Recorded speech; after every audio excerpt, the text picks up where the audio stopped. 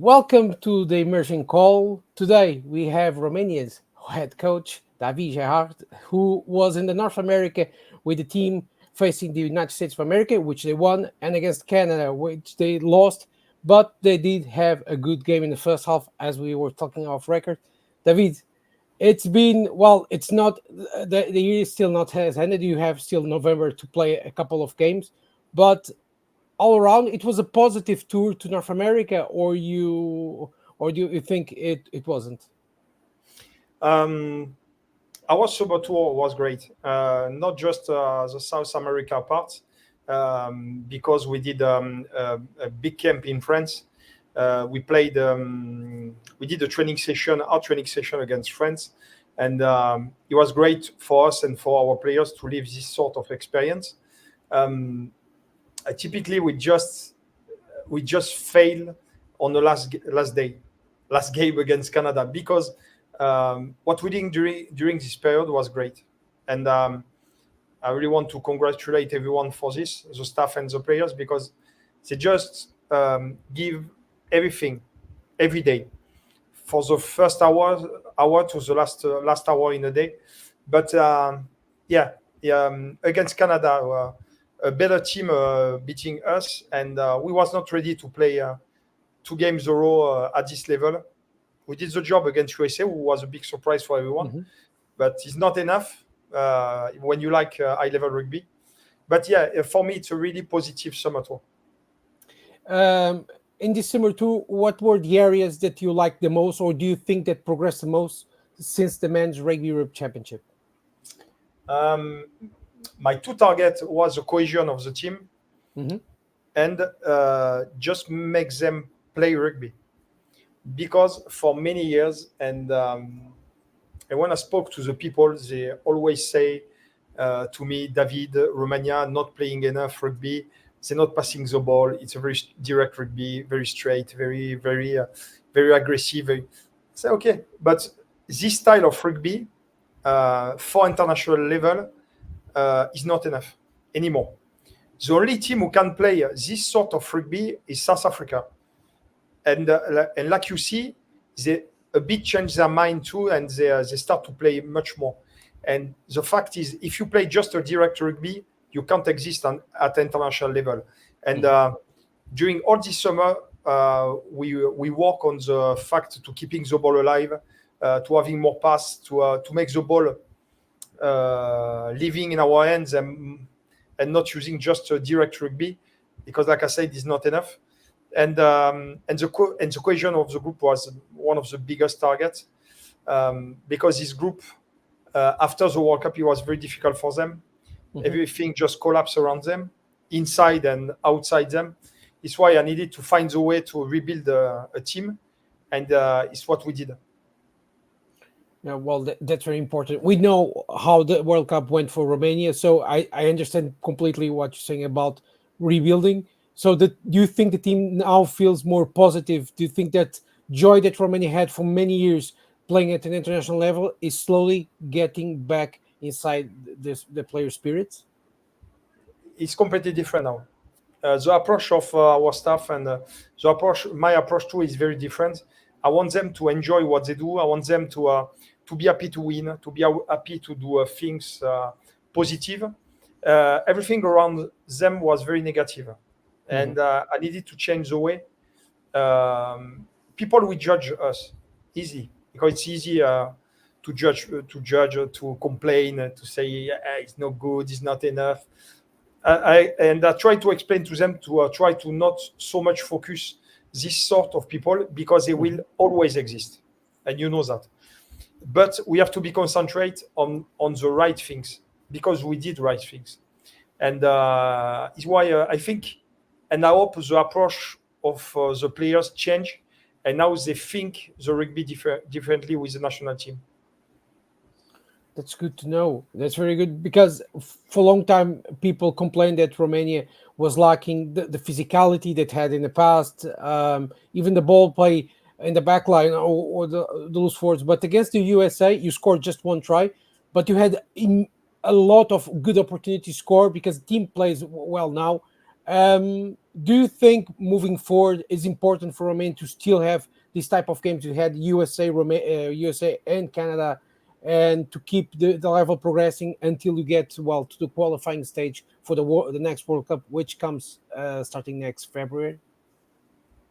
We have to move on, and but we have to keep in our mind what was good and what was not so good. But Mhm. we have a lot of work to do to be ready for 2025 qualification. We are late compared to other players and other division of the other team. If you want to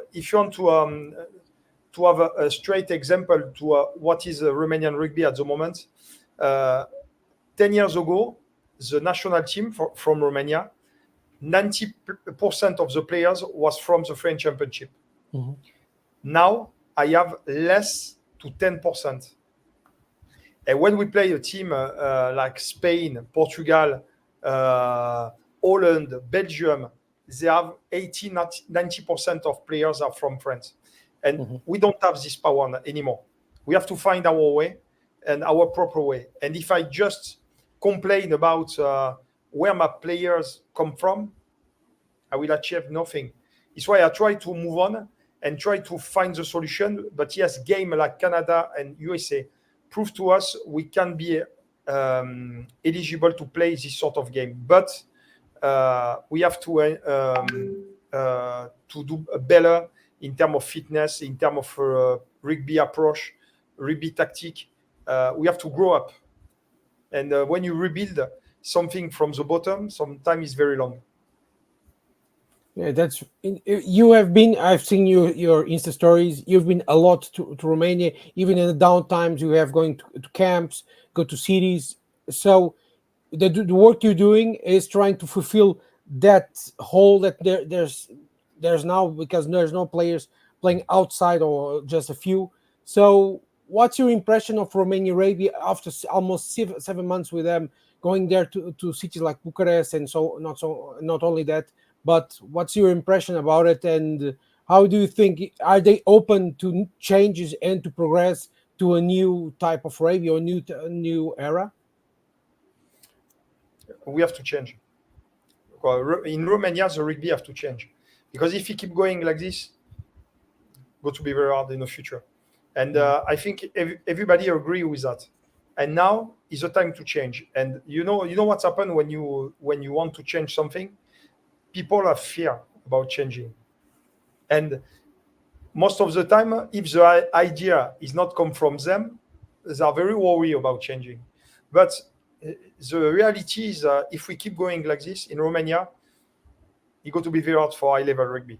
And we have to find another way to train our players, another way to find a championship who is better for the players.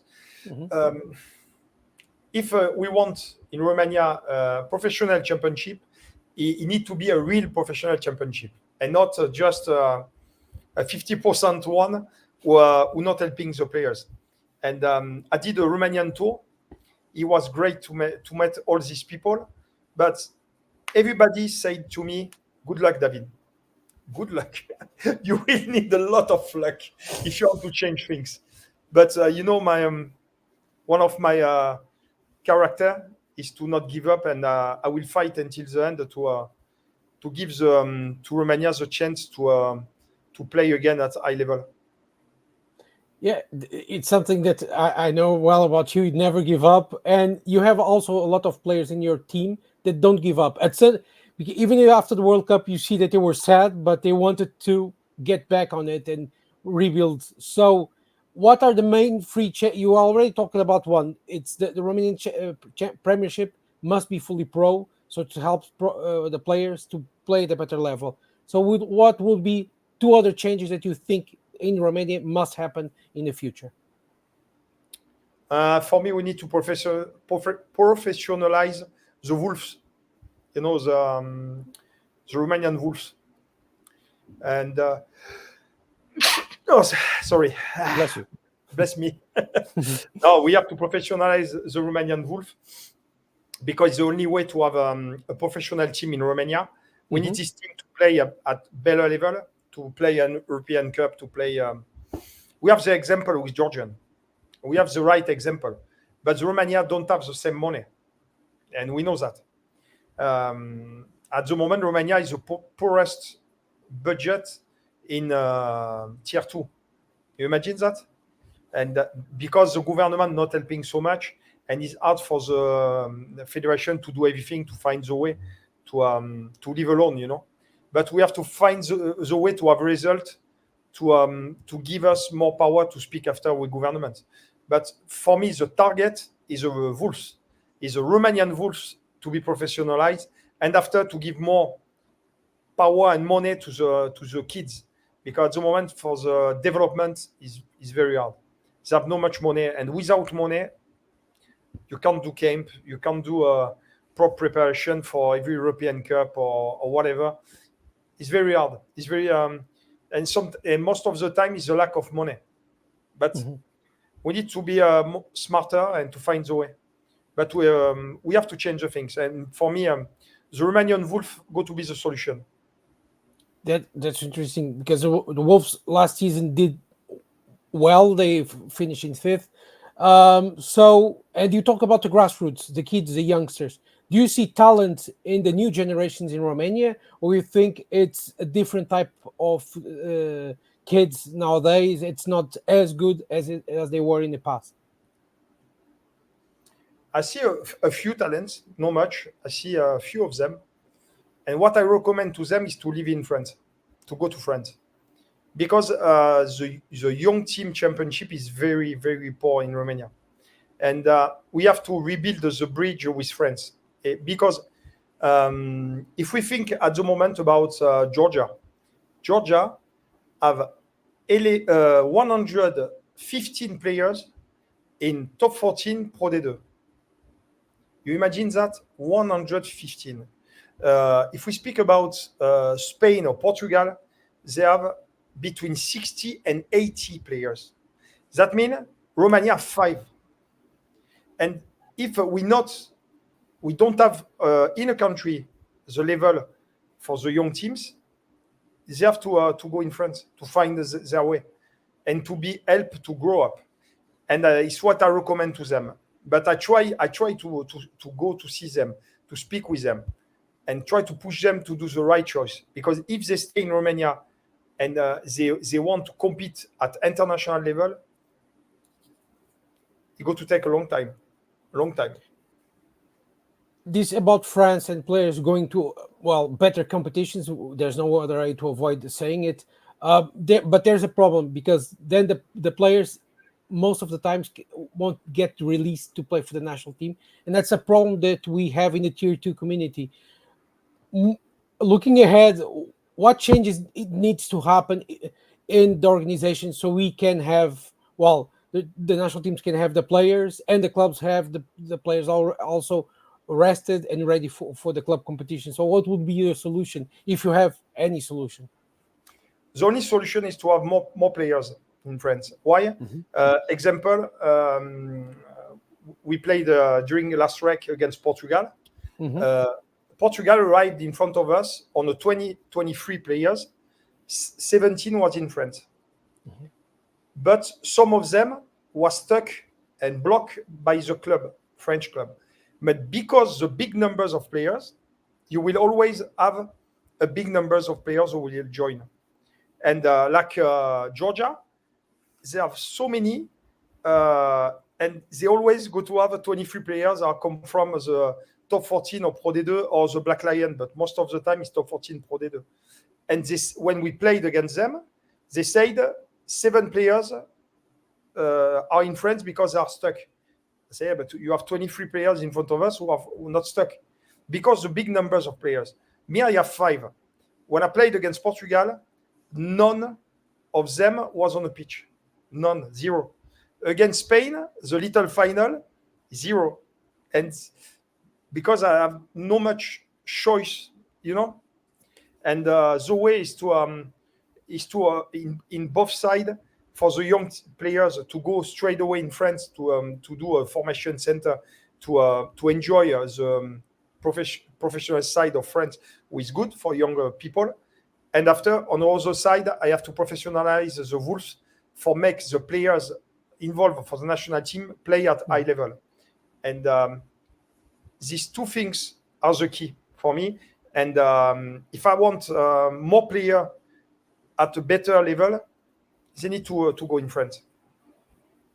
Yeah, I agree with you fully on this. And look, in the bronze final in the men's rugby Europe Championship, you made debuts for Adrian Mitu, who is in France, and Tomasz Cretu. It wasn't his debut, but it was one of his most challenging games, and that was it. But it was incredible because you went against Spain until the final moment of the match, and I know there was a bit of controversy on it, but it was a great match.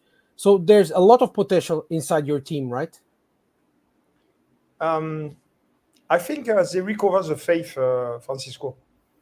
Yeah, when you play high level rugby and you know you're not the best, you need to have faith. And I learned all of this during my career, and I learned this with the Portuguese people during last World Cup.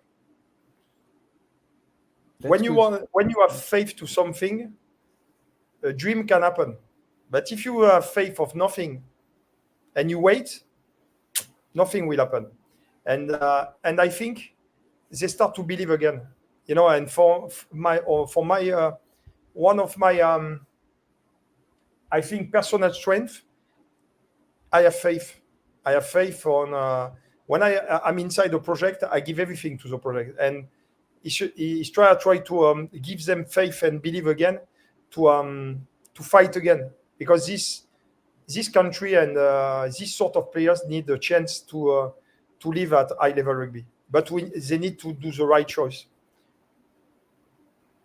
That's interesting. Now, this is not a personal question, but a more inside question.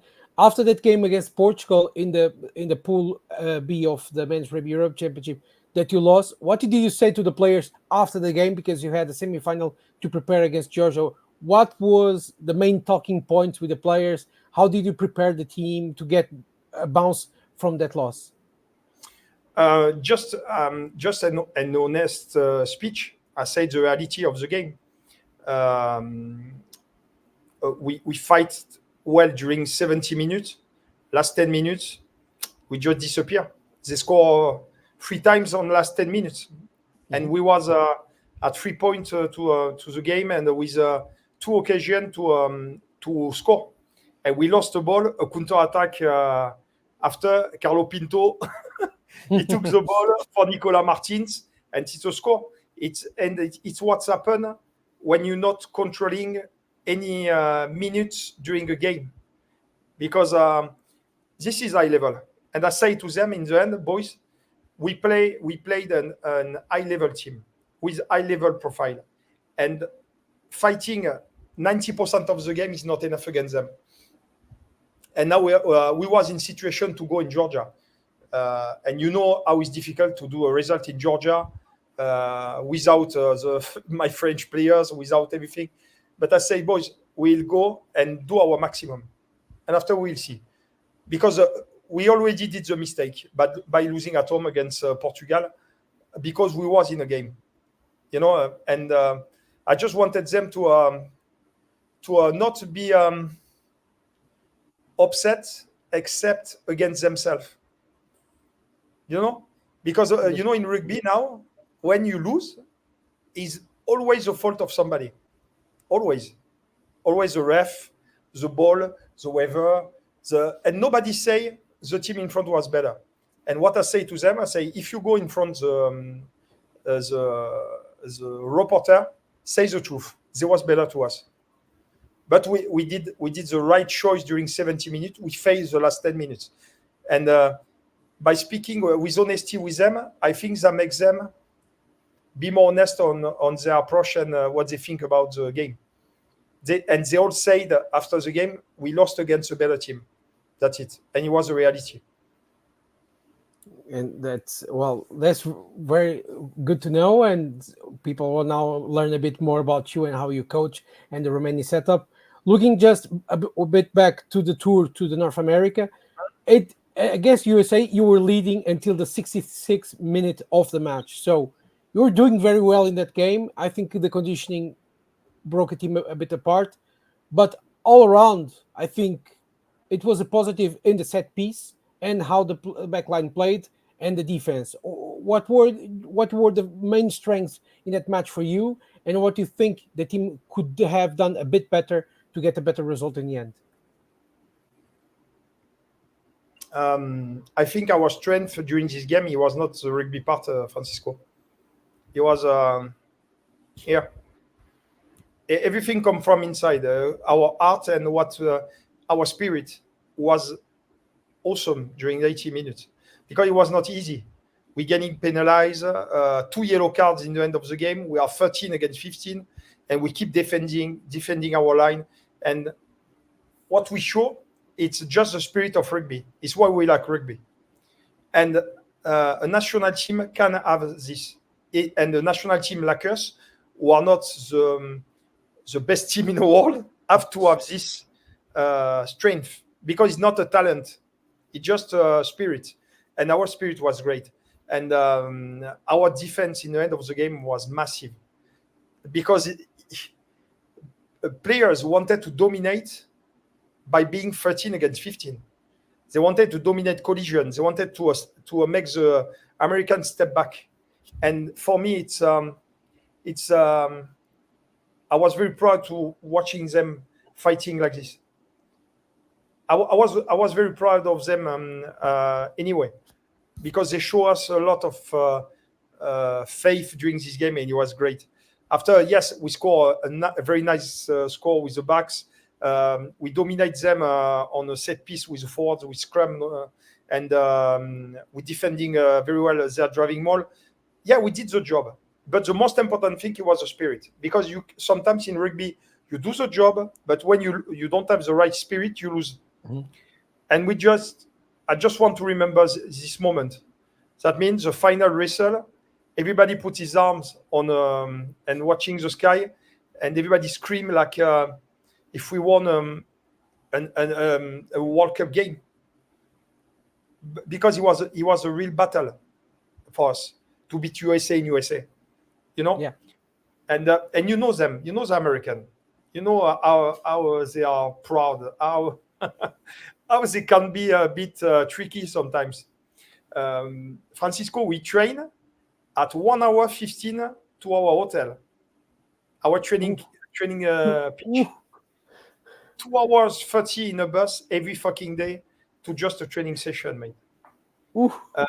We was at 1 hour and something from the game pitch. Mm-hmm. And all this sort of thing, sometimes I help people to find spirits, to find something different. But yeah, I think the spirit and the defense in the end are saving us. And that's great to know. I want to understand now something about you, and this is going to be a hard question. After almost 7 months with Romania, are you happy to have accepted the challenge to coach the Stenjari? Yeah, I'm really happy, Francisco. It was a hard decision after the World Cup and the adventure with Portugal. And I was not sure about what I needed to do, if I wanted to come back in France and be coach in France or staying at the international level. And I think it was the right moment to challenge myself. And 95% of the people said to me, don't go to Romania. Don't go there. It's too complicated. No money, no result, no players, the spirit, and more the people say to me, David, you can't, it's impossible. And more people say this to me, more I was excited, and I say, okay, I will go and I will challenge myself, because if I have result with all the things happen to us, for me it's a massive result. It's not just a simple result. And looking forward to the future, what are your, let's say, one goal for next year and one goal for the next 3 years? What will be those two goals? Next year, I go to be the qualification for World Cup. Mhm. It's the objective. And the next few years, winning in World Cup 2027. I will not going to anywhere without preparing every game to win, and and uh, and I have the right example to when I speak like this. And his name is Patrice Lagisquier. And I don't want to copy Patrice because nobody can copy him. But Patrice was a guy with a lot of faith. He wanted to win everybody. And in my point of view, it's my vision of rugby.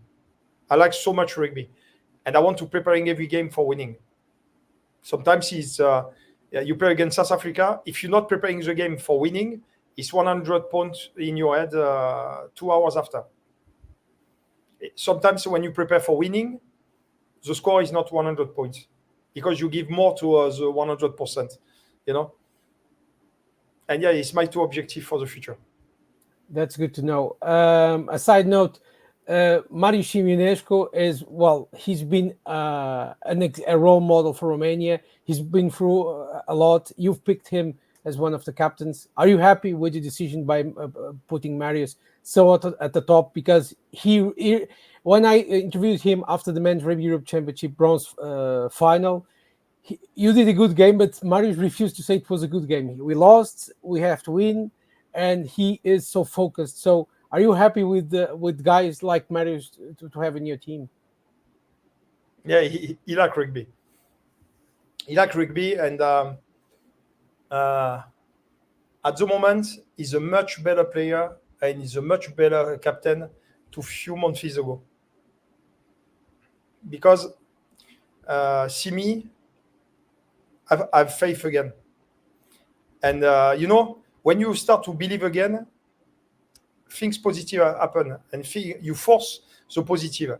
And at the moment, he has the right mentality, and he prove on a pitch why he was our captain, And yeah, he's a good player and a good kid too, with a nice mentality, and he push you to fight for him, And yeah, I like who he is. It's good to know that. David, before we say goodbye, do you want to share a message to the Romanian fans that are listening, that are going to listen to this podcast? Yes. I know we are not perfect. I know I will not perfect in my shows, and I will not sometimes reach what you want and what you expect. But I will not give up. I will never step back. We have a massive challenge in front of us, and I think this team and this country need more positive think, and we have to stop to complain, stop to judge people, stop to think to think too much in the past, because Romanian rugby 20 years ago is not the same rugby now, and we need to be together, because if we are not together, it's going to be difficult for everyone. And yeah, we just need we need the help from each other to reach our goal with the qualification of the World Cup and the World Cup. Thank you, David. Just to let people know, I know we're still in July, but in November, Romania is going to play Tonga at the 9th of November. It's the only game that has been announced. I think there. I have the two other one if you want. If you want to give to them, to the public, feel free to them. Canada and Uruguay. Uruguay. Okay. At home, right? Romania. Yes, at home. Okay. Yeah, perfect. So if you want to go to a tour to Bucharest to watch those two games, it will be the perfect setting. And I think you can also follow David Gérard in Instagram. He's always there and helping Romanian rugby, but he also do commentary for the Predator in the top 14, which is amazing. So it's good to always have such an insightful voice on those commentary. You just have to learn French to understand it, but that you can quickly learn. David, thank you for coming to the emerging call. Pleasure, Francisco. Good luck for the future, because you and Romania deserve all the best. Thank you, Francisco, and take care. Okay, thank you. Let's say goodbye to the public at home, and thank you Bye. for the next time.